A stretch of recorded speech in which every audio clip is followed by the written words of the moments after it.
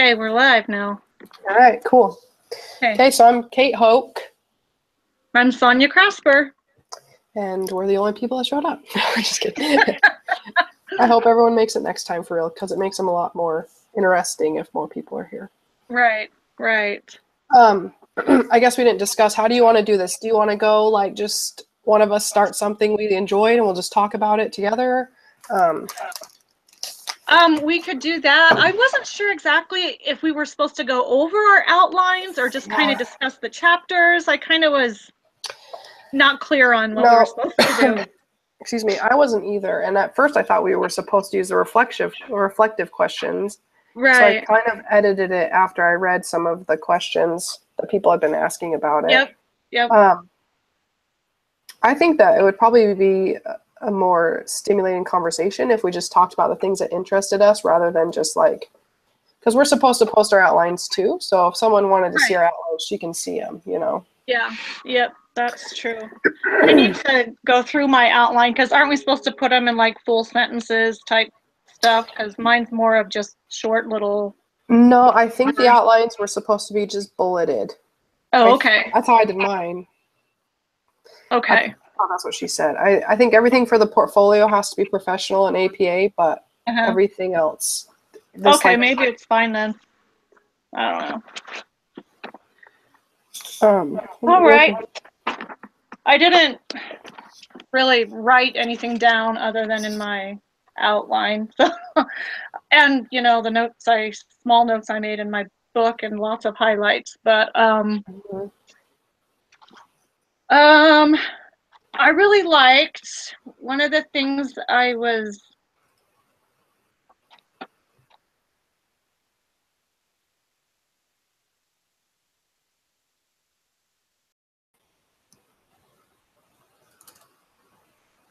Oh no. Oh, there you are. Phew.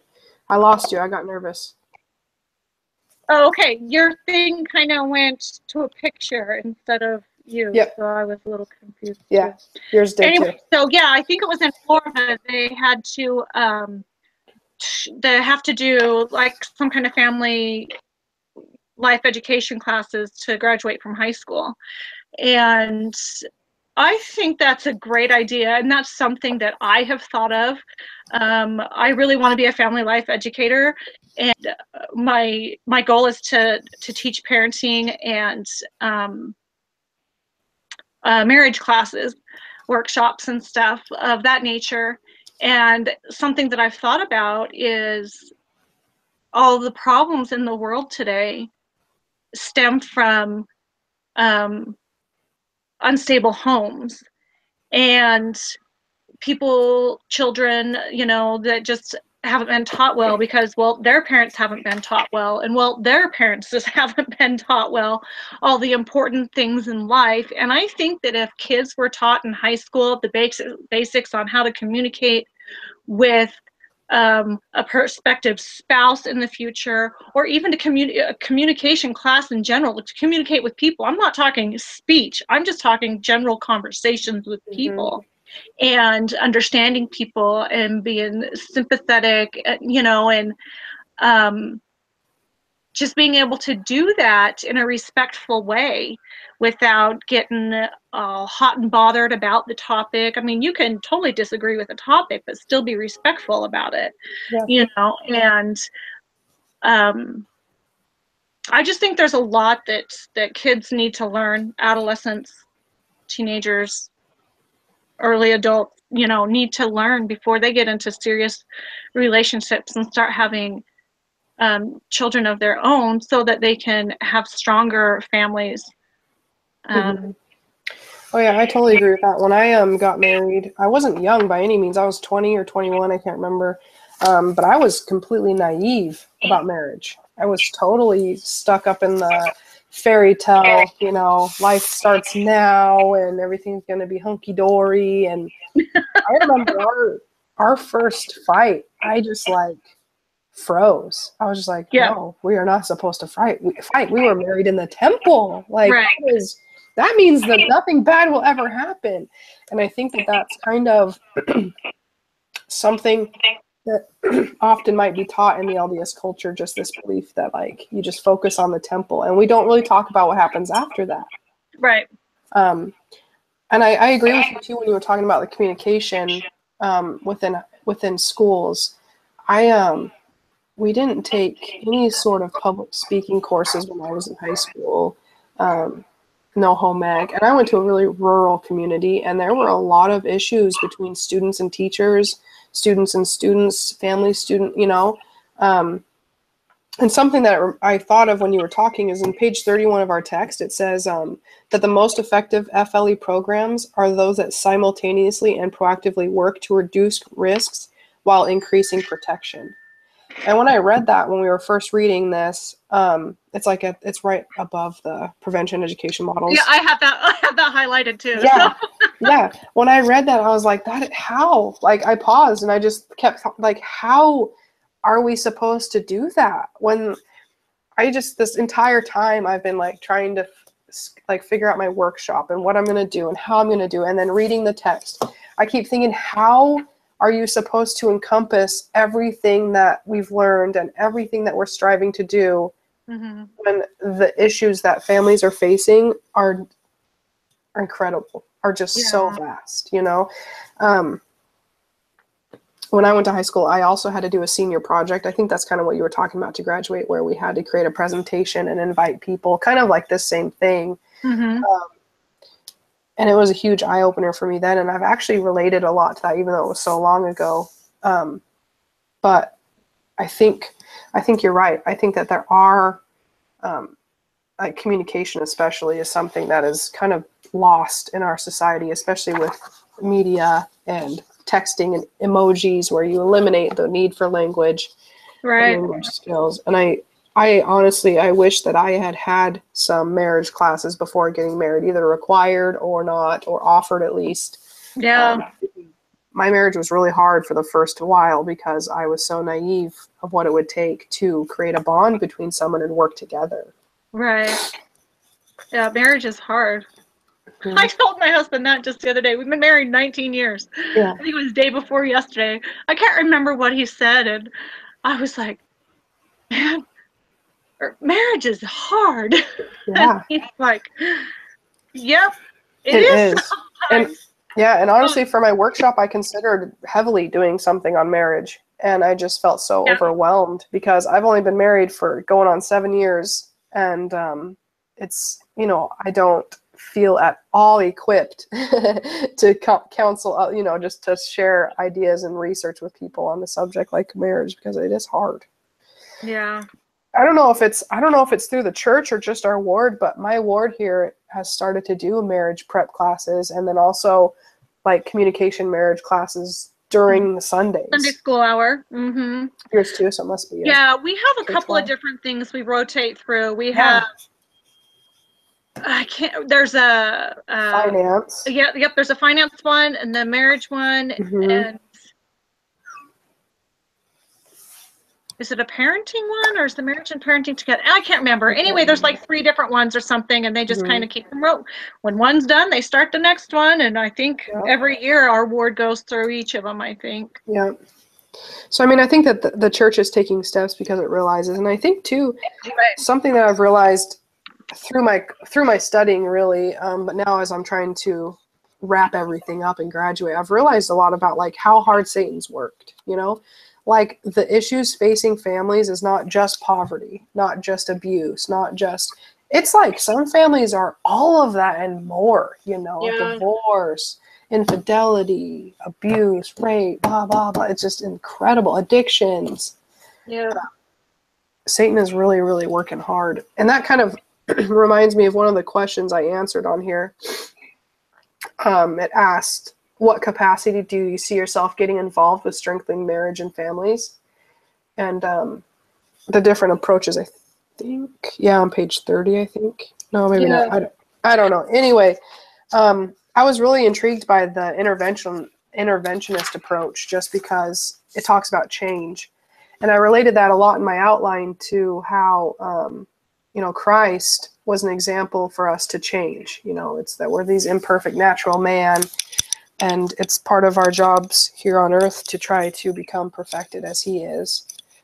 And I thought that related a lot. Oh, page 20. It's on page 20. I wrote it down. Smart.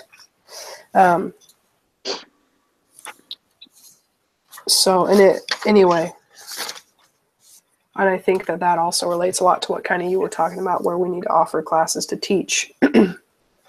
And at what point, is it too late for preventative programs? And I kind of wonder if there's going to be a point in society where preventative programs are not going to be useful because some issues are unavoidable. It's going to be all the intervention and facilitator and all the other kinds.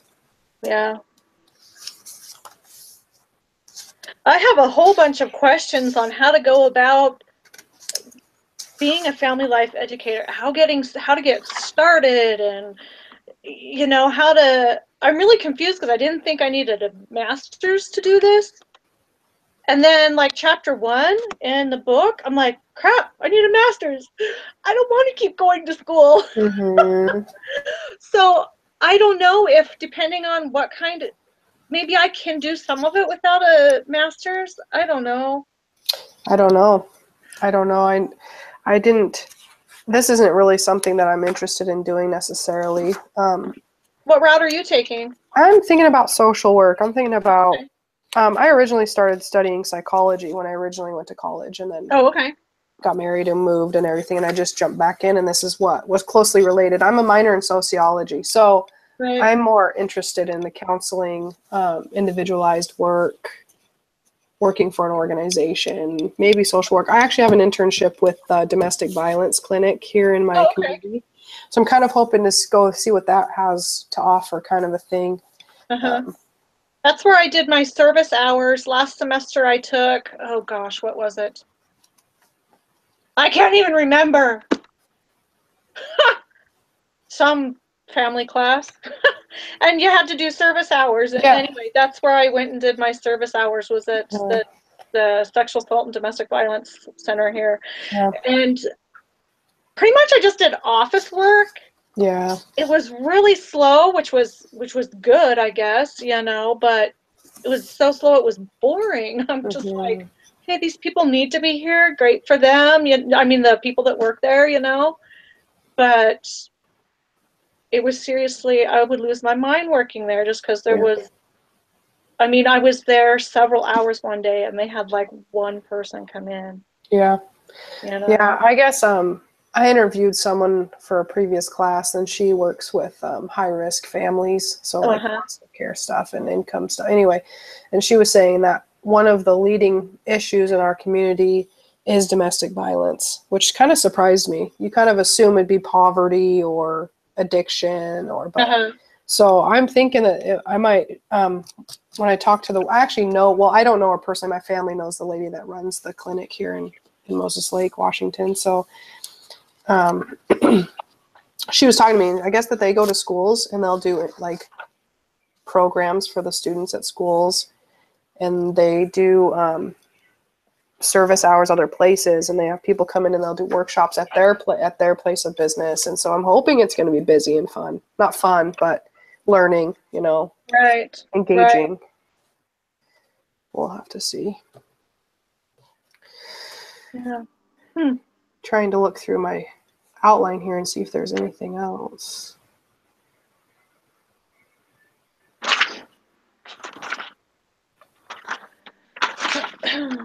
I would like to hear kind of, I don't know if you answered the question or not, but the question was, what specific strengths, abilities, and expertise do you have that would enable you to play a role in taking family life education to these undeserved groups? Did you answer that one? I did. It was just kind of some cheesy answers, though. Was it? Like, there, yeah, let me find it. I'm just interested to see kind of what value, like what characteristics or attributes you would place value on when it comes to this kind of thing. Well, I was raised, my dad was in the Army, and so I was raised an Army brat. So I've lived all over, and I'm very accepting of people and their diversities and whatever. I don't care what color you are, what age you are, what religion you are. I mean, if you're a good person, we're friends. You know what I mean? Uh-huh. It's I'm just feel like I'm very open that way, and I think that is a strength for me. I think some people could go into this and be kind of biased and maybe have a little bit of, I don't know, racism in them or something, but I don't feel that I am, and I'm not naive. I know that there's issues that some cultures face that other cultures don't. I Mm-hmm. know that. I've seen it, Yeah. you know. Um, I am a mother of 6 children, which kind of I'm not a perfect mother by any means, and I certainly struggle at parenting, but it's something that I feel as I do research to help me be a better family life educator, that will also help me to be a better mother and a better wife. Mm-hmm. So that's pretty much all I really have. And Yeah. then, I wrote kind of the same thing as what you said in the beginning. I wasn't a military brat or anything. I grew up in one place from first grade on, and then moved away for college, and now I actually kind of moved back to a not very far from where I my childhood home. But I grew up in a very low socioeconomical community.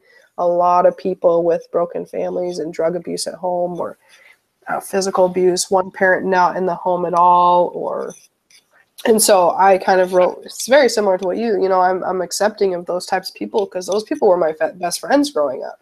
right. When you have a class of 17 kids, you're friends with everybody. It doesn't matter what they look like. You don't have you don't have a choice really, like you would in a bigger school. Um, so I wrote something, although I have to say culturally, I am very naive. Never gone on a mission, never really traveled the world type of a thing. So that could be, as long as I think if I work in this area, I will understand culture, because I've been around Hispanics. There's a lot of Hispanics in this area, but not a lot of, not a ton of other cultures. We see glimpses, but not a lot. Um, I didn't write being a mom. I don't think that was on purpose. Um, Do you have children? I do. I have three. My Oh, oldest okay. is, I have a 5-year-old, a 3-year-old, and a 1-year-old. Oh, okay. Yeah. That's what we were on the every 2-year plan also. Yeah. Just kind of works out that way. Your baby kind of gets not a baby anymore, and you figure it's time for another one, I guess. Yep. And now my baby's 8, and I'm like, oh, yep. It was funny because a few years ago, my neighbor's like, isn't it about time to have another one? I was like, Carol, if I was having another one, I would have had 3 more by now. Yeah. Yeah. The factory is closed. Yeah. We kind of think we're already done. We're just moving on in the stage of life. Kid starts Yeah. kindergarten, and it's kind of the idea of, for me too, to be pregnant again just seems so overwhelming. And I think because I have an internship coming up, Oh, yeah. kind of, that's also overwhelming to think, to be pregnant and try to do that, so. Did you have difficult pregnancies, or are they just kind of No, not even, average? no, very typical. I felt like crap for as long as you're supposed to. I felt good. And then I mean, very, very typical. No issues, no blood issues, no.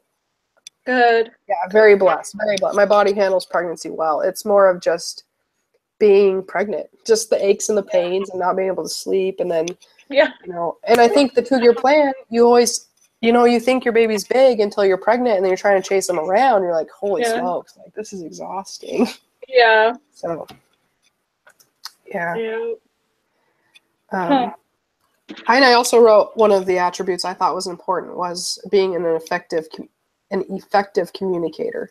That's a good one. And I Yeah. think the class that you're taking now, I loved that class. Surprisingly, I was very intimidated when it was like write a speech and present it and everything. But it taught me a lot, I think, especially about listening, the power Really? of Okay. listening. I think a lot of times when you think communication, we worry so much about our ability to present an idea, or, but I learned in that class a lot about how there's almost a lot more power in listening. Like sometimes you don't have to say anything. Just being an ear for someone to listen to can have a lasting effect on someone. Absolutely. Yep. Mm. Let me look at my.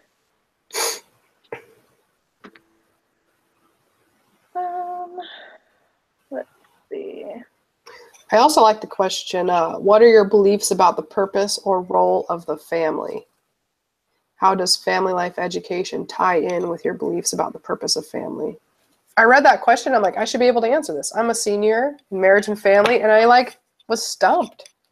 It's like, what do I think is the purpose of family? You know? Which week was that question on? I don't remember seeing that. I have it listed for the first week, so chapters 1 and 19. Really? Yeah, but there was more questions that I didn't find until a few days ago listed on iLearn under one of the I think it's on the learning and teaching tab. She had like extra questions there. It might have been there. Oh. Huh. Well, along those lines, you know, through the gospel, we're always taught that the family is the importance of the family. And luckily, we have that background and that knowledge. But so many people in the world don't understand the importance of having a solid, strong family and how that affects the community and everything else. Mm-hmm. If families were working on being strong and being unified, the world wouldn't be going to crap like it is right now, and people would have their priorities straight. If people weren't so selfish thinking, me, I want these rules and these guidelines because they fit with my lifestyle, if they think about the collective, what would be best for the world, what would be best for the community, what would be best for the family, then things will be better, happier, more successful. Yeah, I totally agree with that. I also wrote that the family is essential to society. And I think something that a lot of people, going along kind of what you said, is that they don't understand. I think they also really don't comprehend the weight that parents hold, like the responsibility of parenthood. I think, I don't know. I blame a lot of things on individualization, just like the individualization of our society, where it's all about me. It's all about what I want to do, when I want to do it, how I want to do it. And I think a lot of issues, abortion, divorce, gay marriage, all of those things have all to do with the person, Yep. And I think that has just ruined so many opportunities for people to be a good parents and to raise good children. And I think, I don't know, I don't want to get too political because that's not what this is about, but I think that government involvement has really made people think that there's other organizations to raise my children. Public school system will teach them. And I think even in the LDS community, we believe, we go to church and that's where they learn about God, when it needs to be at home. And I think I have a passion for that, definitely, I think. And I think that one of the main roles of a family is to procreate, but also after you procreate, to raise those children, to teach them and to guide them and to support them. And I really should try to find a research article or something and see if anyone's done a study on comparative families of involvement, like levels of involvement in parents with the success rate of the children. Right. There's got to be something along those lines out there. I'm sure. Yeah. It's just a matter of researching the right. I have the hardest time finding things that I want when I put them in the search thing, Me too. To find scholarly articles. The Boolean, whatever that's called. Yeah. Yeah, I agree with that. I would, it seems so simple. Such a simple answer is to raise good children so they have good marriages, so they raise good children so they have good marriages, so they, but it's, I'm fully aware it's not that simple. It's not, and it's hard. And I think it's because it's so hard, people don't want to try. They would just rather give up, and let the kids do whatever they want to do, or because that's easier. Sure, go do whatever. I don't care anymore, because saying yes It's easier than saying no all the time, or than arguing. Oh yeah, parenting is hard. Parenting is so hard. Marriage is hard, and parenting is hard, especially when, in our book it talks about how a lot of people aren't aware that there's classes and workshops and intervention programs to help families. A lot of people aren't aware they exist. Yeah.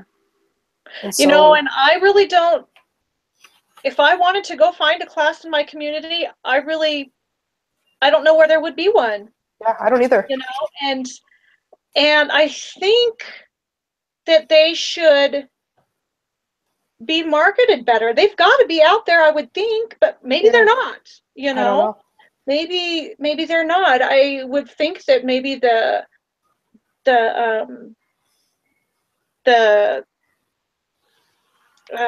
local, like, state health department, I think that maybe they would have classes. Or I know, like, our Parks and Rec, they do like mom and me classes, like mom and baby music classes and swimming classes. And I know that we have a program here in the community. I can't remember what it's called, but it's to qualify to participate. It's based on income, and it offers preschool and daycare. But one of the requirements is a parent has to be there so often and take classes. Oh, okay. So I guess I lied. I do know there are some.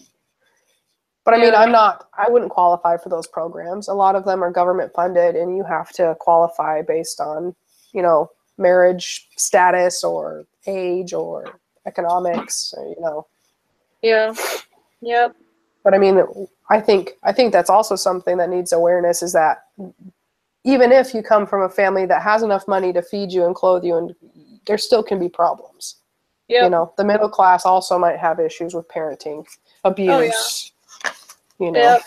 I think no family's perfect, and I think even the ones that look perfect on the outside, I think every one of them still has some kind of issue that maybe they could seek, maybe not necessarily professional, maybe they don't need like counseling or something, but maybe advice, if that makes sense. Or a support group. Yes, a support group, that they could benefit from. Yeah. I know on on Facebook I found a mom's page for people in my area. And moms will post on there, hey, I'm looking for we want to get out. My son's going stir crazy. Does any moms want to meet at this local park? Or, hey, I'm a mom that likes to walk, but I hate walking alone. Any moms out there want to walk Tuesdays and Thursdays at this time of the morning? Or, there's a lot of those kinds. And those, in a sense, are outreach programs. I mean, they are. If it keeps a mom from going crazy. I was just going to say, moms need that little therapy there. That's definitely.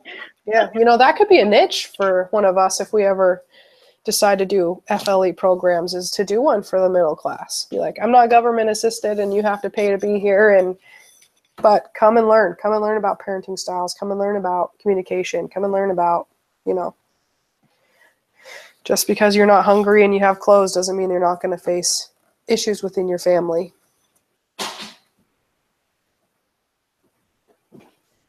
I don't know what happened. Oh, I lost you.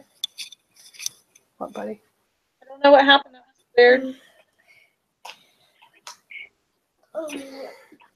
The TV is just not letting me watch this show. It's not letting you watch a show because you pushed a button? Okay, do something for just a little bit and then I'll come fix it. Okay. Thanks. Be quiet, okay? Myra's sleeping. That boy. Anyway, I was saying, I don't know how much you heard. I was just saying maybe there's a niche. You were saying that this is something you're interested in doing. Maybe that could be your niche, is offering programs for the middle class, Yeah. Those people that might still need help, but they can't get it from the government or. That's a good idea.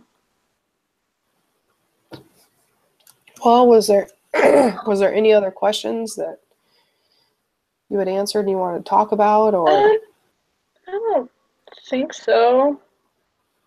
Let me look at my outline again real quick. Yeah, that's what I'm doing too. Oh, I was going to ask you, so on one of the questions it asks, why is it critical to be thorough in identifying the problems or needs of your audience? And then it said, how does one go about identifying these problems and needs?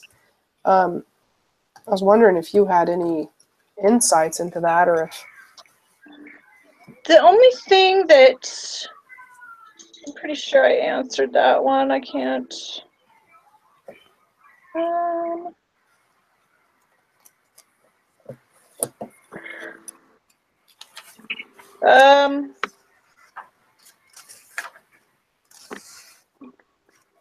Identifying the problems and needs, is that what it was? Yeah. Yeah, Okay. so why is it critical to be thorough in identifying the problems? And then it said, how do you go about identifying those problems? Well, it's important to be thorough in it, because if you don't identify the problems, like for instance, for the workshops that we're going to be doing, if we don't identify the problems and needs for our audience, we could be talking to them about something that they already know about, they're bored, they're not interested, we totally don't have their attention at all. I think for to be successful, we need to know our audience better and understand them and their needs. And one of the ways that we could go about doing that is maybe, I know for the, one of the, yeah, I'm doing the workshop option. Is that what you're doing too? Yeah. Okay. Not the workshop, but the one that's kind of like a one-on-one. Yeah. Whatever Anyway, that's called. Yeah, well, they have to do like an intake survey. And I think that with the workshop option, that we can do something that's similar and collect, I don't know, data on or information on what people are interested in. I was thinking about, for my workshop, just to kind of get a feel of what people want to hear about. I'm doing mine. The title of mine's "What Planet Are They From? Understanding Your Teenagers." Oh, perfect. So I thought that I would send out a thing on like the PTO website or Facebook page, or Oh, that's smart. like just something like that, or my Ward Relief Society Facebook page, or both, or whatever, and just kind of say, hey, regarding teens, if you were to attend a workshop about understanding your teens better, what's something that you're interested in hearing more about? So that's just reaching out and asking them, what do you want to hear about? What do you want to learn about? What's important to you? That's smart. That's smart to do that. I'm thinking about doing mine. I'm going to do it about stress. Mainly, I want to teach mindfulness. I don't know if you know. I loved that. That was anyway, so mine is titled "Being Mindful About Stress," and I kind of wanted to teach awareness about stress and the theories of stress, but then also teach how to cope. I mean, there's tons of different ways, but mindfulness specifically. Sure. Yeah. And I was going to do it for our Relief Society as well. I hadn't even considered, sending out a survey. I totally could. And that's the thing, too, is like I'm a little nervous about being inappropriate because I don't want to send out a survey during Relief Society. Like, is that appropriate? Or I don't. Do you guys have a Facebook page? We have a Ward Facebook page, not one just specifically for the Relief Society, however. Yeah, that's how ours is for Ward also. I was just gonna put it on there. Yeah, I might do that. Because I don't care if they're men or women. They're both going to be invited to my thing anyway. So. Yeah. See, and I was doing mostly just women, just because I figured the stressors that women face, especially in my neighborhood, because we're all I live in a nicer neighborhood for the area, and we're probably the poorest people in the neighborhood, honestly. But so, I mean, the stressors that these women are facing aren't vast and widespread, if that makes sense. Like, it's all going to be kind of related to the same types of stressors. And so I was going to do women because I wanted it to be kind of more specific, if that makes sense. Okay. But I mean, it's not like I can't say, Relief Society sisters, here's a quick survey, please answer it, Right. That's a good idea. And I'm having such a hard time figuring out another platform to use. kind of relates back to what we were talking about. I don't know a lot of organizations here in my community that offer workshops, you know. Yeah. I'm thinking about doing two-hour classes, the same exact for each. That's what I was thinking about doing. I just got to come up with enough material. And are one of our weeks going to be, okay, find some material, do some research so you can plan your workshop, or are we just on our own to find those? I don't know.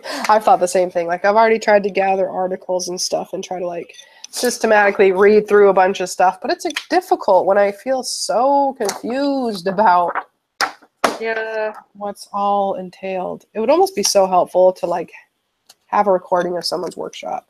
First week, watch this hour-long workshop that was recorded. A student did it on campus. Just to be like, oh. Right. Yeah.